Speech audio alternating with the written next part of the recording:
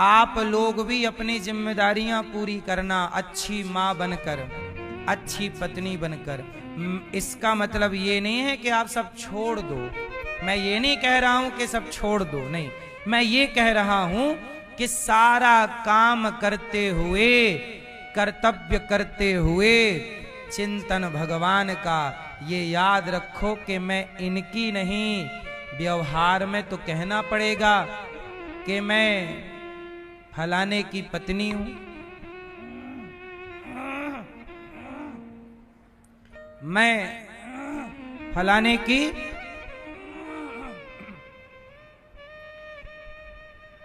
व्यवहार में कहना पड़ेगा कि मैं फलाने की पत्नी हूं, फलाने का पति हूं, पर वास्तविक में ये याद रखना कि मैं किसका हूं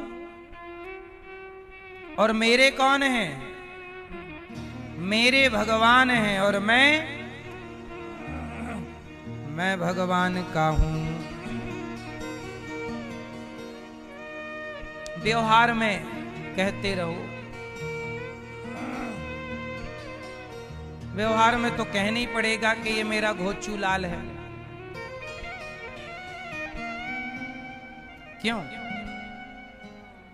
भगवान ने गोपियों से कहा कि तुम पति को छोड़कर आई हो, जाओ, पति कैसा हो, अंधा, लंगड़ा, बहरा, काना, खोरा, जैसा हो, सेवा करो।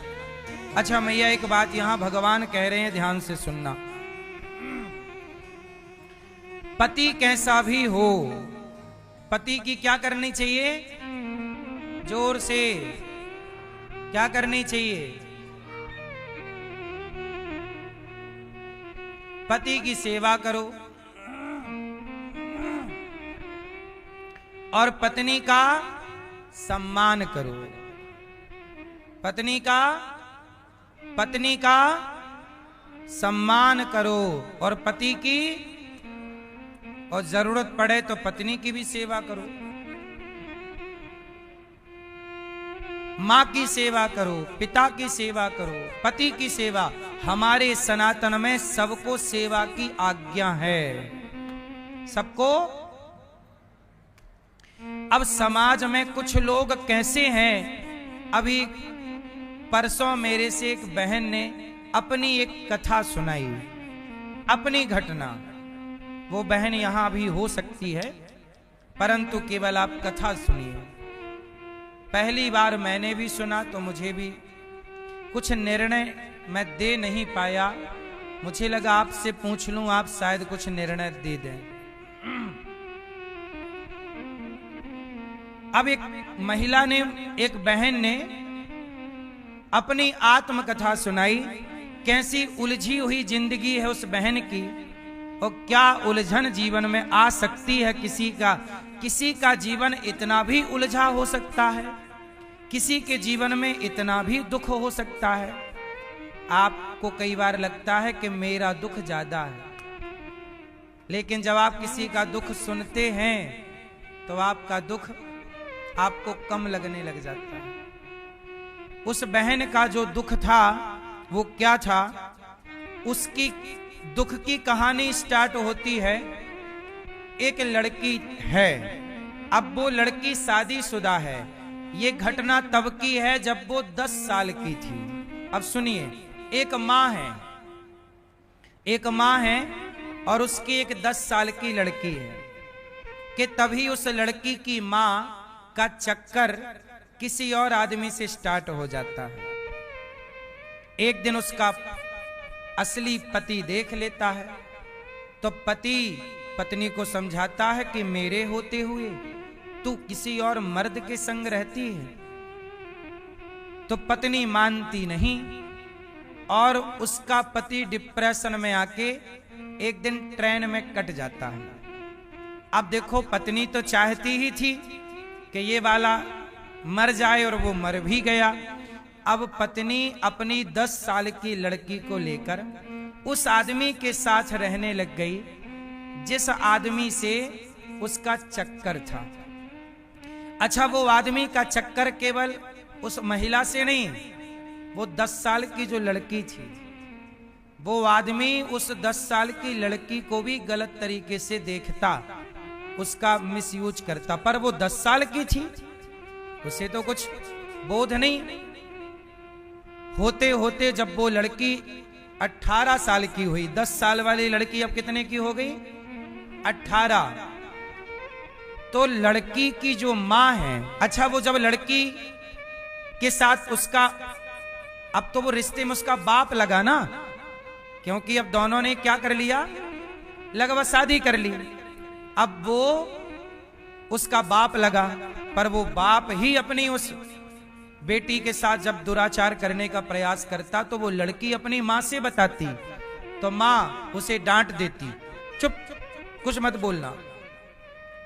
अब हुआ क्या कि जब लड़की 18 साल की हुई तो इस लड़की का ब्याह अपनी मां ने अपने चक्कर चलने वाले आदमी के बेटे से कर दिया, और उससे ब्याह कर दिया। मतलब एक तरह से वह लड़का उसका रिश्ते में क्या लगा, भाई लगा। चूंकि जिससे चक्कर था उसे लगा कि भाई तू तो चक्कर वाली है, कोई शादी तो की नहीं होगी, उसने दिखावे के लिए कर लिया होगा, भगवान जाने क्या। अब कर दिया ब्याह। अब ब्याह इसलिए कर लिया कि ये भी यहीं रहेगी, इसकी मां भी रहेगी। तो और उसका जो लड़का था वो थोड़ा बुद्धि का कमजोर था, तो उस आदमी ने इस लड़की को भी अपने जाल में फंसाना चाहा, पर ये लड़की उसके जाल में फंसी नहीं। अब उसके पति के साथ वो रहती।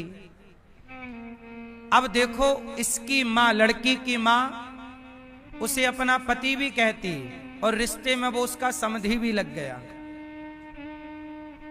अब ये बताओ, वो लड़की मेरे पास आई और रोती हुई बोली, गुरुजी मेरा पति 10,000 रुपए कमाता है, मैं अपने बच्चों को पढ़ाने के लिए, अब उसका बच्चा भी हो गया, बच्चों को पढ़ाने के लिए जब अपने ससुर से पैसा मांगती हूं तो पहले वो मेरा हाथ पकड़ना चाहता है, वो मेरे शरीर का शोषण करना चाहता है, और मेरे पति कुछ बोलते नहीं। मेरे पति खुद कहते हैं कि पिता जैसा कह रहा वैसा कर। मतलब मां ने भी अपनी बेटी को एक गलत आदमी को सौंप दिया, और वहां पति भी अपनी पत्नी को एक गलत आदमी के हाथ में सौंपना चाहता है। वो आज तक बचती बचाती अब रो रही है। अब आप ही बताइए कि उसे क्या करना चाहिए। उसने मेरे से कहा कि मैं क्या करूं। मैंने उससे कहा कि तुम अपने पति को लेके आना। मैंने कहा तुम्हारा पति अच्छा है? बोले अच्छे तो हैं, बड़े सीधे हैं, भोला बहुत है मेरा पति। मैंने कहा ले आना, समझा के तुम अपने पति को लेकर किसी दूसरे शहर शिफ्ट हो जाओ और वहां घर बसाओ अपना जीवन पति के साथ। पति तो अच्छा है पर ससुर गलत नजर रखता है। मां को बताए तो मां भी नहीं सुनती, क्योंकि मां का चक्कर ऑलरेडी इसके ससुर से पहले से है। जमाना था कि सर्दी लोग सहते थे, कपड़े नहीं होते थे। बोलो हाँ, ये ना।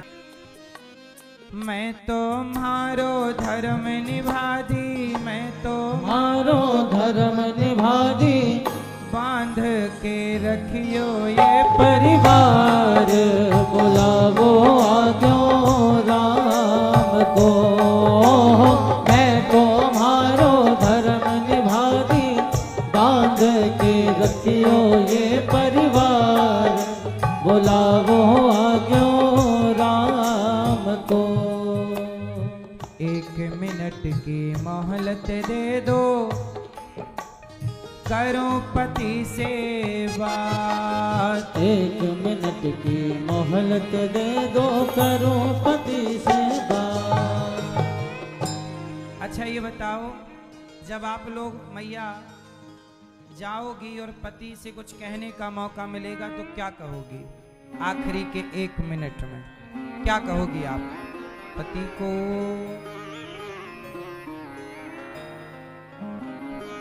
क्या कहोगी?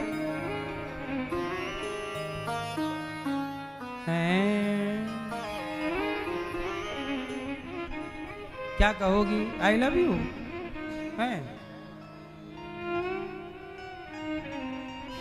मैया, आप क्या कहोगी अपने पति को आखिरी 1 मिनट में? माना कि टाइम जाने का है, 1 मिनट बचे, पति से कुछ कहना है, क्या कहोगी? आप क्या कहोगी? भैया आप क्या कहोगे? मैया आप क्या कहोगी अपने पति से? आप सुनो, 1 मिनट की मोहलत दे दो, करो पति से बात। क्या बात करना है? पत्नी बोली, रोली मोली चुनड़ी मेहंदी, रोली मोली चुनड़ी मेहंदी, मोतियन से भर दो मारी मांग, बुलावो आजो राम को। रोली मोली चुनड़ी मेहंदी, मोतियन से भर दो मारी मांग, बुलावो आजो राम को। पत्नी चाहती है कि मैं सुहागन मरूं, कहती है कि पति आखिरी में बुलाकर, स्वामी मैं जा रही हूं, आप मांग भर दीजिए मेरी।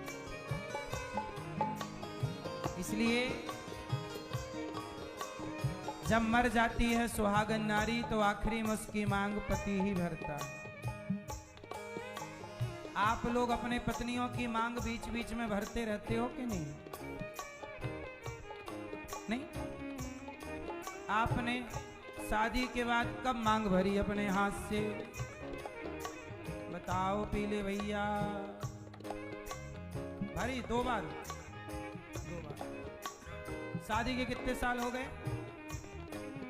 30 साल में 2 बार। बड़े कंजूस हो।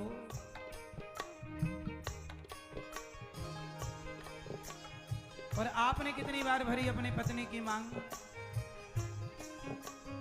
1 बार, ब्याही में, शादी के, उसके बाद नहीं। अरे तो कभी आप भी श्रृंगार किया करो अपनी पत्नी का। आओ हम मांग भरे तुम्हारी, आओ हम हार पहनाएं। राम जी सीता जी का श्रृंगार करते हैं। राम जी सीता जी का, पत्नी मांग भरती है, कभी आप भर दिया करो, अच्छा लगेगा पत्नी को। ये प्रेम, जैसे में प्रेम बढ़े, जैसे में खुशियां बढ़े, वैसा काम करना चाहिए। क्यों? यदि हमारे एक छोटे से व्यवहार से, आपके जरा से छोटे से व्यवहार से आपकी पत्नी को खुशी मिल रही है तो नुकसान क्या है? इसलिए थोड़ी थोड़ी सी बातें, कभी आप नारी का श्रृंगार, राम जी कर रहे श्रृंगार, अपने हाथ से राम जी ने पुष्पों का जूड़ा वो बनाया, गजरा, और भगवान ने अपने हाथ से पुष्प सीता मैया के बालों में लगाए, गले में पुष्पों का हार, बाजू बंद में पुष्पों का हार, बाजू में, कलाई में, राम जी सीता जी का श्रृंगार करते हैं। कभी आप ही अपनी सीता जी का श्रृंगार आप करो। गृहस्थ जीवन का आनंद है ये। पति पत्नी हो, व्यापार अच्छे से करो, पैसा अच्छा कमाओ। जब व्यापार पैसा कमाओ तो पैसा अच्छा कमाओ। बच्चों के साथ रहो तो बच्चों के साथ पूरे रहो, उनको मोटिवेट करो, समझाओ, सही रास्ता दिखाओ। और जब पत्नी के साथ रहो तो पत्नी को पूरा टाइम दो, पत्नी को खुश रखो अपने व्यवहार से, अपने नॉलेज, अपने ज्ञान से, अपने संस्कार से बच्चों को खुश रखो। पूरा परिवार और आपको, आपका परिवार खुश रखे आप सब, यही है जीवन का आनंद। अब आजकल लोग दिन भर बाहर काम करते हैं और घर आए तो चिड़चिड़े हो जाते हैं पुरुष लोग, पत्नी पे गुस्सा, बच्चों पे गुस्सा। भैया व्यापार बिजनेस की टेंशन घर के बाहर रखो, काम धाम की टेंशन परिवार पे ना थोपो, इससे आपके संबंध खराब होंगे। उतना ही काम करो जितने में खुशी मिले, टेंशन मिलने लग जाए वो काम ना करना। उतना ही कमाओ जिससे प्रसन्नता बनी रहे, होंठों पे मुस्कान बनी रहे। इतना ना कमा लेना कि टेंशन में डूब जाओ, सब बर्बाद कर लो। लालच नहीं, जो ज्यादा कमाने के चक्कर में पड़ते हैं ना वो बर्बाद हो जाते हैं। पैसा कमाओ, ज्यादा नहीं बहुत कमाओ, पर धीरे धीरे परिवार की खुशी बनी रहे, समय देते रहो। आजकल पत्नियां शिकायत क्या करती हैं पतियों से, आप हमें समय नहीं देते। 8 घंटे काम करते हो ना साहब, 7 घंटे काम करो। पैसा महत्व नहीं रखता, रिश्ते महत्व रखते हैं। बताओ क्या बड़ा है, पैसा बड़ा कि रिश्ता बड़ा? जोर से। जो पैसे को बड़ा मानेगा ना उसे पैसा ही नसीब होगा ना रिश्ता, लेकिन जो रिश्ते को महत्व देगा तो वो रिश्ते में भी खुश रहेंगे और पैसा भी ठीक रहेगा। इसलिए रिश्ता बड़ी चीज है। हाँ, एक मिनट की मोहलत दे दो, करूं कन्हैया से बात। हाँ, 1 मिनट की मोहलत दे दो, करूं कन्हैया से बात करनी है आपको आखिरी में 1 मिनट। भगवान क्या बात करोगे? जीवन मेरा कन्हैया सुन रहे हो ना, जीवन मेरा बीत गया अब, मेरा बीत गया अब, कर दो भवसागर से पार, बुलावो आजो राम को। हो जीवन मेरा बीत गया अब, कर दो भवसागर से पार, बुलावो आजो राम को। हाँ, बुलावो आगो राम को। हो बुलावो आजो राम को। भक्तो स्वर्गा से आयो है संदेश, बुलावो आजो राम को। भक्तो स्वर्गा से आयो है संदेश, बुलावो आगो राम को।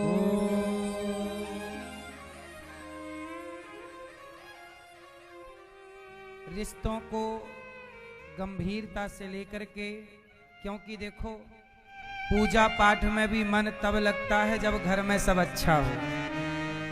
यदि आपकी जरा खटपट है, लड़ाई है, तो आप कितना भी माला जपने बैठो मन ही नहीं लगेगा। जब घर में सब अच्छा होता है तो भगवान के भजन में भी मन लगता है, नाम जप में कीर्तन में भी अच्छा लगता है। यदि जरा भी थोड़ा मन मुटाव है, अच्छा नहीं है, इसलिए समझदार कौन है? जो पैसे भले कम कमाए पर परिवार को खुश रखे। अच्छा ये बताओ, परिवार को खुश रखने की जिम्मेदारी स्त्री की है कि पुरुष की? जोर से, किसकी? हाँ, पुरुष की भी है। और पुरुष का धर्म है कि वो अपनी पत्नी और अपनी मां और अपने पिता और अपने बच्चों को खुश रखे। पुरुष की जिम्मेदारी है। पुरुष की जिम्मेदारी कितने लोगों को खुश करने की है? पति की जिम्मेदारी वो अपनी पत्नी को खुश रखे, अपनी मां, अपने पिता और अपने बच्चों को। बोलो हाँ। और स्त्री को भी 4 लोगों को खुश करने की जिम्मेदारी है। अपने पति को खुश रखे, अपनी सास को, अपने ससुर को और अपने बच्चों को। यदि आपने 4 लोगों की जिम्मेदारी उठा ली तो फिर आपके जीवन में कोई कष्ट ही नहीं होगा। जो प्रसन्न है वो खुश। अच्छा एक बात यहां मैं आपको और बताऊं, फिर इस पूरे सब्जेक्ट को क्लोज करेंगे, आगे चलेंगे। आखिरी एक बात, कोई साथ दे या ना दे, कई बार पिता साथ नहीं देता, मां साथ नहीं देती, रिश्तेदार साथ नहीं देते, होता ना कई बार। लेकिन एक बात आपको बताऊं, परिवार का कोई भी सदस्य आपका साथ दे ना दे, पर सदा पति को पत्नी का और पत्नी को सदा पति का, आप दोनों एक दूसरे का साथ कभी ना छोड़िएगा, परिस्थितियां कैसी भी रहें। उदाहरण से समझो, राम को वनवास हो गया 14 साल का, तो सीता मैया ने क्या कहा, मैं भी चलूंगी। मतलब सीता मैया अपने राम पति का साथ तब भी दे रही हैं जब राम के पास कुछ नहीं बचा। एक रोटी की व्यवस्था नहीं है राम जी के पास, एक घर की व्यवस्था भी नहीं है राम जी के पास। जब पति किसी कारणवश घोर संकट में हो, पति बिल्कुल गरीब हो चुका हो, असहाय हो चुका हो, उस समय सीता मैया की ये कथा समझाती है कि पति पर संकट कितना भी बड़ा हो, पर उस संकट में पत्नी साथ हो तो वो संकट भी मुस्कुराते हुए कट जाता है। ये रिश्ते हमारे यहां मजाक नहीं थे, आजकल रिश्ते मजाक बन गए हैं। वरना सारी जिंदगी जन्म मृत्यु की कसमें खाई जाती हैं, हाँ या ना? सच बताओ, संकट कितना भी हो, पर जब अपने हो तो क्या वो संकट संकट लगता है? उत्तर दो। इसलिए हर परिस्थिति में पत्नी अपने पति का साथ निभाए, और हर परिस्थिति में पुरुष भी अपनी पत्नी का साथ निभाए। वरना अभी कोरोना काल में एक कथा आप लोगों ने सुनी होगी, एक रिक्शा वाले ने अपनी पत्नी को पढ़ा के डीएम बना दिया। और जब पत्नी डीएम बनी तो उसने कहा कि अब रिक्शे वाले की क्या जरूरत, उसने भी अपना एक डीएम सेट कर लिया।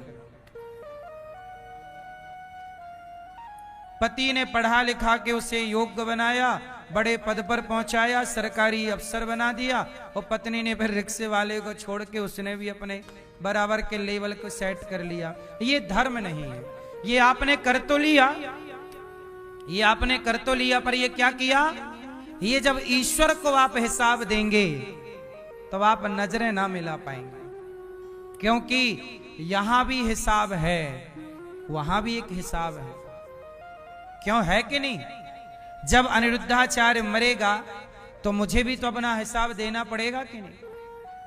आप भी हिसाब दोगे।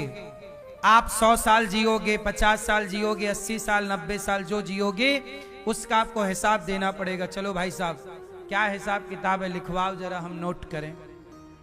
क्यों भैया? आपका हिसाब लिखवाना जरा। सेवा की आपने माँ बाप की, कि पत्नी के आते छोड़ के भाग गए माँ बाप को? नहीं, पांव दबाते हो माँ बाप की, सेवा करते हो, झूठ तो नहीं बोलते, छल तो नहीं करते। ये सब लिखना है, ये ईश्वर की डायरी, वहां हिसाब ऐसे ही होगा। हाँ भाई साहब, चलो बताओ अपना हिसाब। कितना तुमने लोगों का दिल दुखाया, कितनों के पेट में लात मारा, कितना झूठ बोला, इतना अच्छा। पुण्य कितना किया, क्या क्या पुण्य किया तुमने, सब लिखवाना पड़ेगा। तुमने पत्नी को धोखा दिया क्या, पत्नी के होते हुए तुम्हारा पड़ोसन से चक्कर था, सब कुछ लिखना पड़ेगा।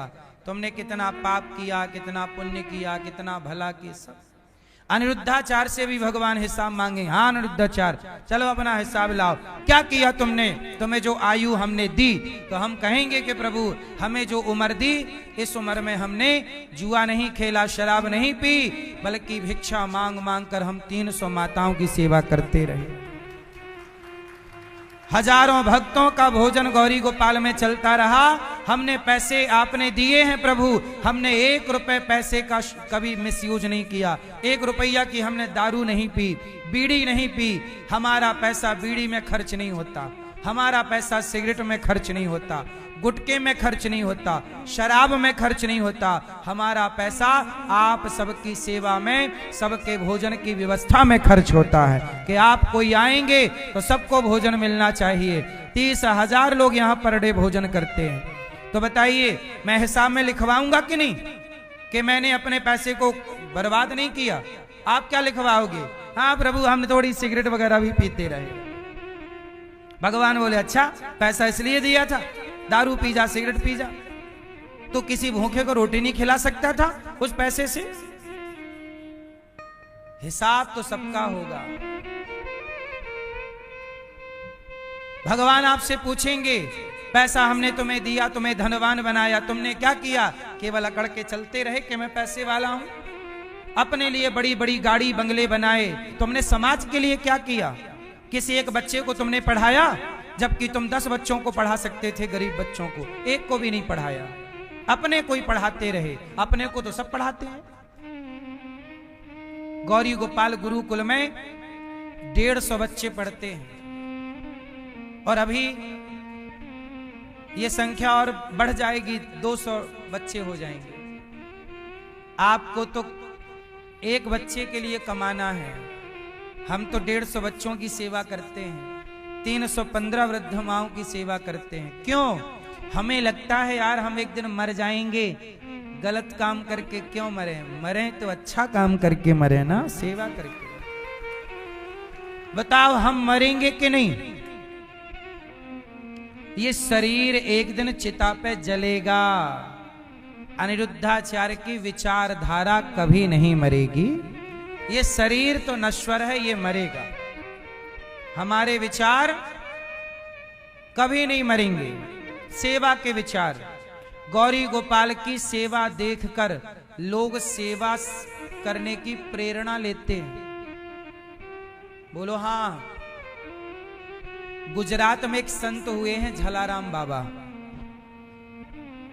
कौन हुए हैं? कौन? झलाराम जी। क्या करते थे ये? याद रखना, झलाराम जी हुए हैं, सेवा करते थे संतों की, भूखे की। इनके पास पैसा नहीं था तो पत्नी से कहा कि सुनो संतों की सेवा करनी है और देखो कुछ है नहीं, क्या करें? पत्नी ने कहा कि मेरे जेवर मैं क्या करूंगी सोना गले में लटका के, किसी के काम आएगा।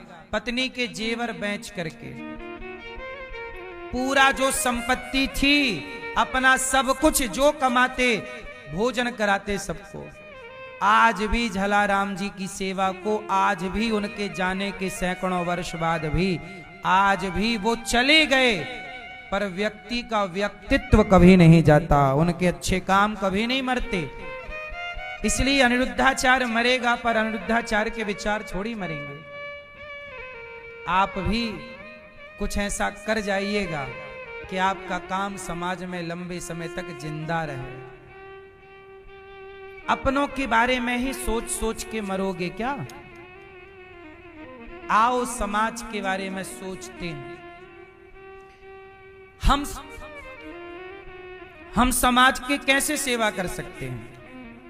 आप लोगों को लगता है कि मैं पुलिस वाला बन जाऊं, सेना में चला जाऊं, नेता बन जाऊं तो समाज की सेवा करूं। नहीं, नेता बनके समाज की सेवा नहीं होती। नेता बनके तो समाज का दोहन होता है। नेता बनके तो समाज का शोषण होता है। नेता बनके समाज की सेवा, जो एक बार नेता बन जाता है वो अपने 25-50 पीढ़ियों की व्यवस्था कर लेता है। बोलो हाँ, ये बात सही है कि गलत है? जो एक बार नेता बन जाएगा वो 25-50 पीढ़ियों की व्यवस्था कर लेगा। तो नेता समाज की सेवा नहीं, समाज का शोषण करते हैं। जरूरी नहीं है कि समाज की सेवा करने के लिए नेता बना जाए, सेना में जाया जाए, पुलिस बनी जाए। नहीं, ये दास अनिरुद्ध, मैं तो सेना में भी नहीं गया, पर जरूरत पड़ेगी तो राष्ट्र के लिए खड़ा हूं। पुलिस में भी नहीं गया, मैं तो नेता भी नहीं हूं, लेकिन फिर भी जो काम नेताओं को करना चाहिए, बताओ समाज के बच्चों को निःशुल्क शिक्षा देने का काम किसका है? जोर से, जोर से। नेताओं का है कि नहीं? समाज को, भूखे को भोजन देने का काम किसका है? नेताओं का। जो काम नेताओं का है वो पूरा काम सेवा का, जो नेताओं को करना चाहिए वो निःशुल्क सेवा का काम गौरी गोपाल में हो रहा है। और मुझे तो आपसे वोट भी नहीं चाहिए, कोई स्वार्थ भी नहीं है मेरा आपसे कि नहीं जी मैं आपसे वोट लेना चाहूं इसलिए मैं कर रहा हूं। नहीं, मुझे नेता लोग इतना करें तो आपसे वोट मांगेंगे कि भाई सब चलो लाओ। अब हर चुनाव के टाइम नेता लोग साड़ी वाड़ी बांटते हैं कि नहीं? फिर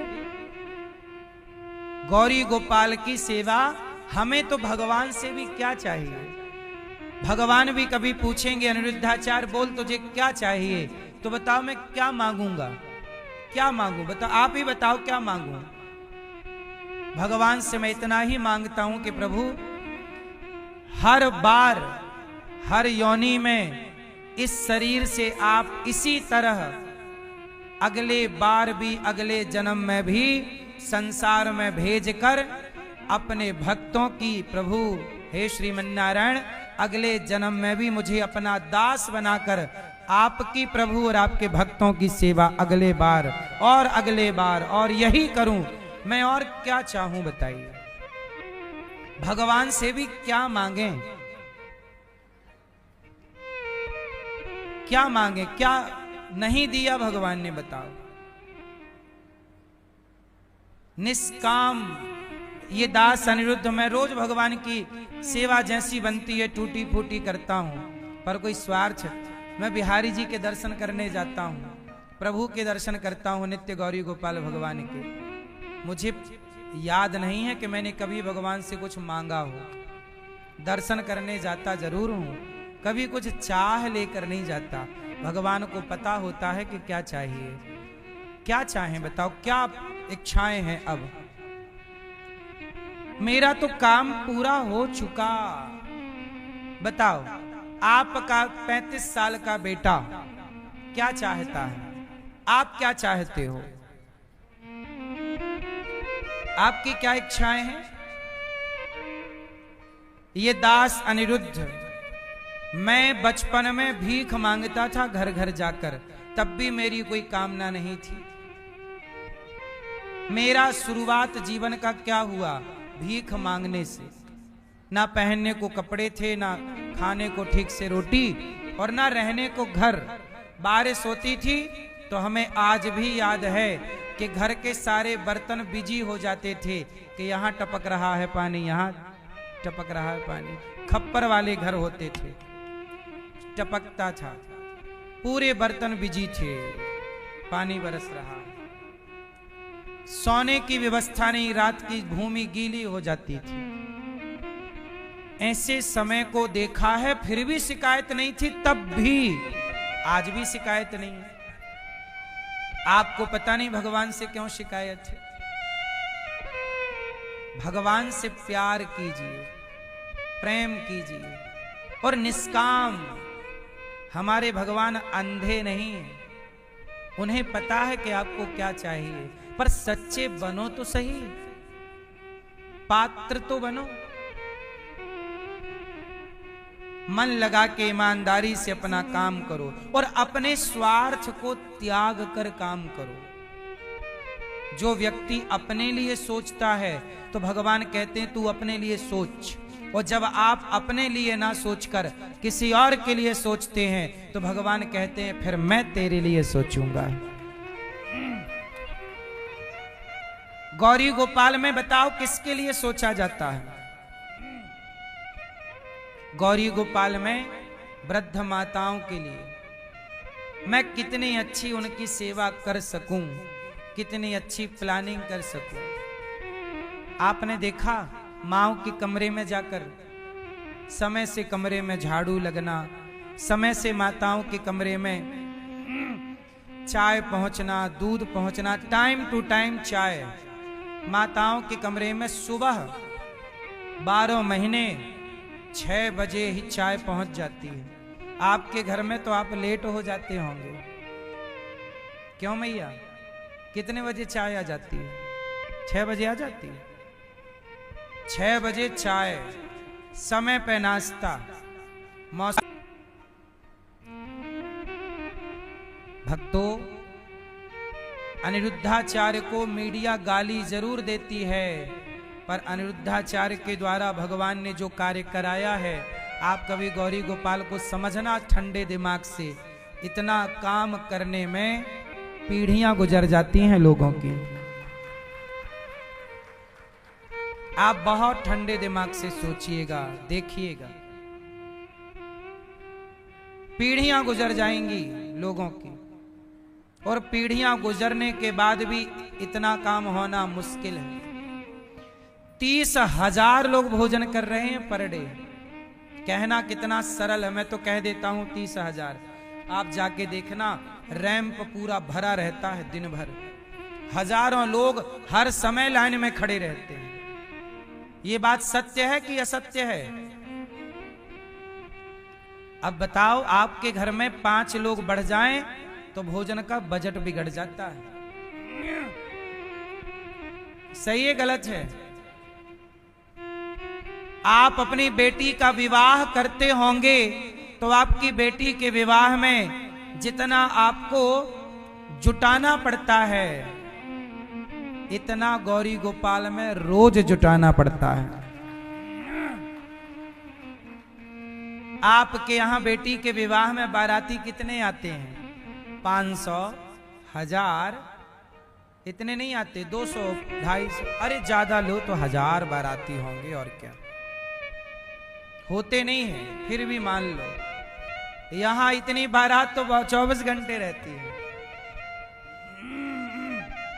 सही है गलत है? इतनी बारात तो 24 बात हो गई है व्यापारियों से। अब पानी गिर गया ना तो थोड़ा गीला हो गया है गेहूं, कट जाएगा, सूख जाएगा, फिर भूसा बनेगा। तो भूसा हम लोग खरीद लेते हैं किसानों से, कुछ व्यापारियों से।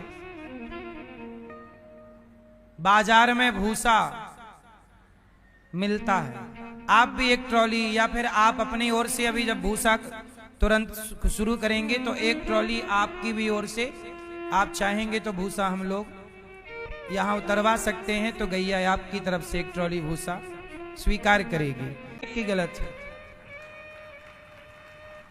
बोलो। और मैं शिक्षा को, सीबीएसई बोर्ड की शिक्षा बच्चों को निःशुल्क देकर इस देश को बताना चाहता हूं कि शिक्षा पर सबका अधिकार है और शिक्षा निःशुल्क होनी चाहिए। मैं केवल शिक्षा नहीं, बच्चों को संस्कार भी दूंगा। लेकिन सोचिए, मैं ये कदम बढ़ाता हूं तो इस देश की मीडिया मुझे बेशर्म कहती है। बोले आप बेशर्म हैं। कहा कि नहीं मीडिया ने मुझे?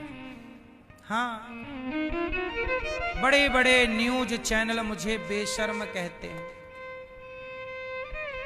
इतनी सेवा के बाद भी सोचिए, आप कहते हैं ना, अच्छा करने वाले के साथ बुरा क्यों होता है? अच्छा करने वाले के साथ ही बुरा होता है, वरना बुरा करने वाले के साथ बुरा कौन करता है? आपके साथ बुरा हो रहा है मतलब आप अच्छा कर रहे हैं, वरना बुरा करने वाले के साथ कौन बुरा करेगा बताओ? पान मारते हैं, गोपियां सुंदर सा गीत, युगल गीत गाती हैं, अरिष्टासुर का भगवान उद्धार करते हैं। अक्रूर जी भगवान को लेने आए, केसी और व्योमासुर को मारा। भगवान मथुरा गए तो मथुरा में धोबी पर कृपा की, दर्जी सुदामा नाम के माली पर। कुब्जा ने चंदन दिया, कुब्जा पर कृपा की। कुबलिया पीड़ नाम के हाथी को, फिर चाणूर और मुष्टिक को मारा। भगवान ने कंस को मार डाला। पापी कंस का अत्याचार बढ़ गया था, भर गया है पाप घट पापी के अत्याचार से। इस पापी कंस का विनाश होगा मेरे कृष्ण अवतार से। और जब भगवान प्रकट हुए, कंस को मारे, कंस के भाइयों को, कंस के पिता को राजा बनाया मथुरा का। और भगवान पढ़ने के लिए उज्जैन गए। 64 दिन में 64 कलाएं सीख कर आए। उसके बाद उद्धव जी को ब्रजमंडल भेजे। उद्धव जी ब्रजरज में लौट कर आए। भगवान ने कुब्जा क्रूर जी के घर गए और जरासंध पर कृपा की। मुचकुंद के द्वारा कालियवन का उद्धार कराया। भगवान ने जरासंध के युद्ध से भगवान द्वारिका पहुंचे, द्वारिकाधीश कहलाए। बोलिए द्वारिकाधीश। अब बलराम जी का विवाह द्वारिका में रेवती से संपन्न हुआ। कुंडनपुर की राजकुमारी माता रुक्मणी प्रेम पत्र लिखती हैं और पूजा करने के लिए मां भगवती का जाती हैं। जब भगवान ने प्रेम पत्र सुना तो वायु के वेग से भगवान पत्र को सुनकर श्रुत्वा गुणान् भुवन सुंदर शृण्वतां ते निर्विश्य कर्ण विवरैर हरितोंगितापम। रुक्मणी अम्बा बोली, प्रभु आपसे विवाह करेंगे। भगवान दौड़े हैं और रुक्मणी मैया का हाथ पकड़ करके भागे हैं। रुक्मी ने रास्ता रोका है। बलराम जी ने समझाया और भगवान द्वारिका पहुंच करके रुक्मणी अम्बा से विवाह करते हैं। भगवान का प्रथम विवाह मां भगवती रुक्मणी जी से हुआ। एक दूसरे को माला पहनाकर मंगलम भगवान विष्णु